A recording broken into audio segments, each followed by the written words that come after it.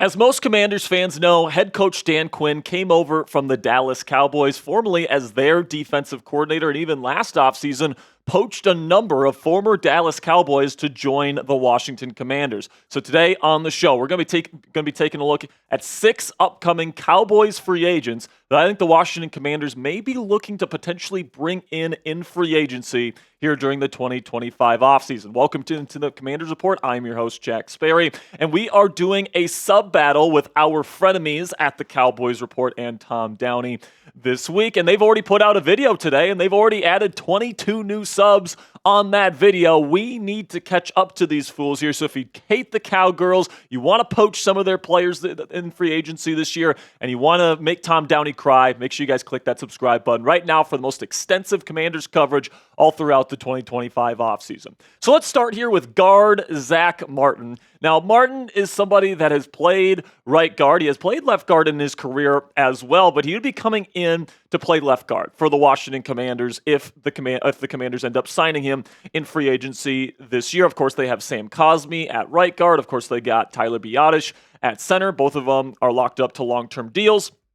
And Martin is certainly somebody that has played extremely high-level football throughout his NFL career. Now, he's been starting to get older, and his production and his ability to pass protect has certainly dipped as a result, but I still think he's a good player. And right now, Pro Football Focus projects that the Commanders can get him for a 1-year, $7 million contract. So if he's comfortable going over to the left side, playing left guard to replace Nick Allegretti on this offensive line this year, I think this is a name to potentially keep your eye on. Then another big name along the trenches to keep your eye on here is DeMarcus Lawrence. And remember last year, Dan Quinn brought in not one, but 2 former Cowboys along the edge rusher position there with Dorrance Armstrong and Dante Fowler Jr. Now DeMarcus Lawrence is the next in line of Cowboys free agents at this position that could potentially come over and play for his former DC. Right now, Lawrence, last year he's been dealing with a Liz Frank injury, which is in his foot, which is a very serious injury.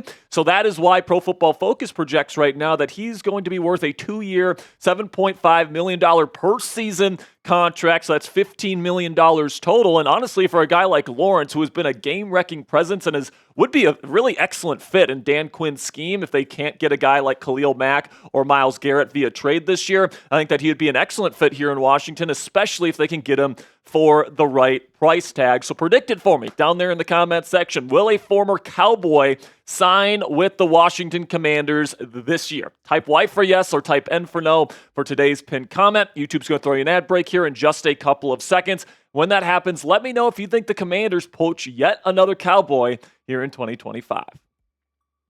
Now, an interesting name to me here, guys, at the wide receiver position is Brandin Cooks. Now, we have obviously been talking about the possibility of the Commanders getting a number 2 receiver to pair with Terry McLaurin this offseason. And I think Cooks, being from the Cowboys here and is familiar with Dan Quinn, I could certainly see him being a short-term wide receiver 2 option here in Washington. You guys can take a look at the stats here. He's played pretty darn well as the number 2 wide receiver for the Dallas Cowboys since they traded for him a couple of years back. And he's a really good route runner. He's very shifty. He gets open consistently. And I think if you are looking for a very reliable number 2 wide receiver on the outside, who's honestly better on the outside than he is in the slot, I think that Brandin Cooks is somebody for Washington to potentially consider here. And now that doesn't mean you don't draft a rookie in the draft this year. I still think the Commanders should use a high draft pick on a wide receiver, whether they bring in a guy like Brandin Cooks or not. But, this would be a veteran option that is pretty much a stopgap and a nice mentor for that rookie that is coming in.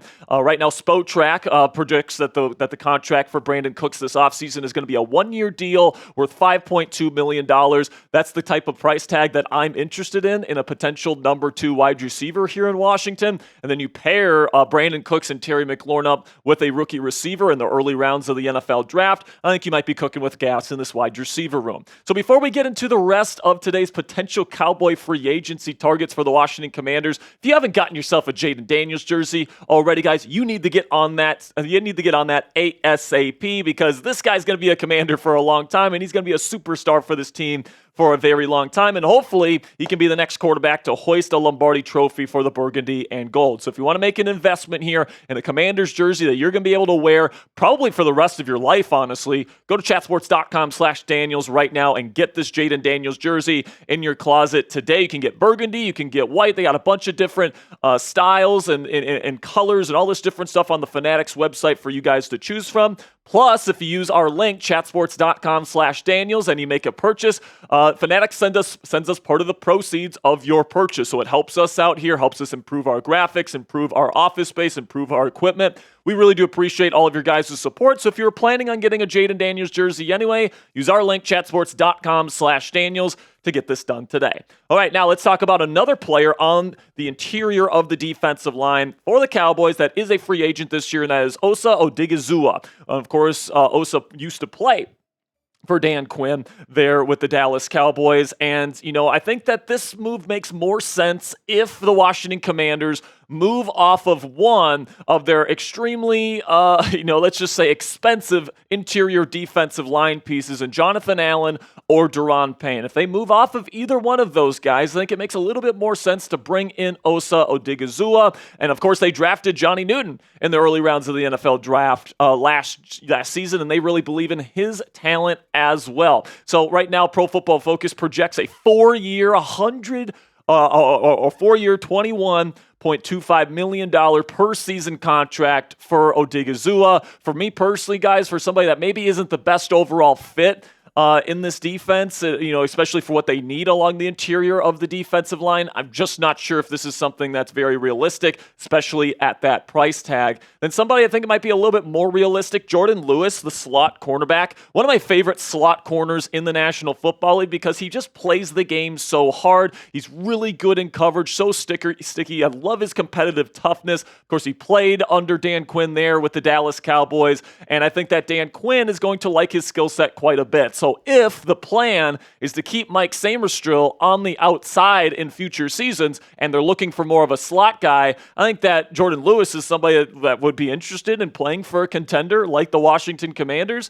And I think that Dan Quinn knows what he's made of, and he wants to bring in a veteran here to really solidify that group. So if the Commanders are looking for more of a slot corner than an outside guy, I think Jourdan Lewis is absolutely somebody that they could be looking at, and he's going to be cheap, guys. 2 years, $2.3 million per season would be the price tag for Jourdan Lewis, and this is absolutely something that I would do if I were the Washington Commanders. Then kind of a fun name here to finish out today's list, Trey Lance, quarterback, formerly out of the NDSU Bison, former top 3 pick, of course, went to the San Francisco 49ers, didn't work out there, got traded to the Dallas Cowboys, and even played against the Washington Commanders last year, and I actually thought he played pretty decently in that football game, if I'm being completely honest with you. And, if Marcus Mariota ends up moving on, I think that there's a decent chance that Mariota ends up signing with the Las Vegas Raiders as a bridge quarterback in NFL free agency this year. If that happens, one of the people on my short list to be Jourdan Daniels' backup quarterback would probably be Trey Lance, because he does bring the athleticism to the table. So if Jourdan Daniels goes down, you don't have to change the game plan or the playbook too much to fit Trey Lance's skill set. He does have a strong arm. I think that he did show some improvements based on his previous film with the Dallas Cowboys this past season. So I think as backup quarterbacks go, I think Trey Lance is somebody that this team could certainly think about acquiring here as Jourdan Daniels' backup moving forward if Marcus Mariota leaves. So you tell me, let me know down there in the comments section, would you accept Trey Lance as this team's backup quarterback in 2025? Would you be happy about it? Type yes. Or would you not be happy about it? Type no, and give me your reasons why down there in the comments section. Thank you guys so much for making it to the end of today's edition of the Commanders Report. We got more extensive Commanders offseason coverage coming your way this week and all throughout the 2025 offseason. So make sure you click that subscribe button right now and help us beat the Cowboys Report in this week's sub battle.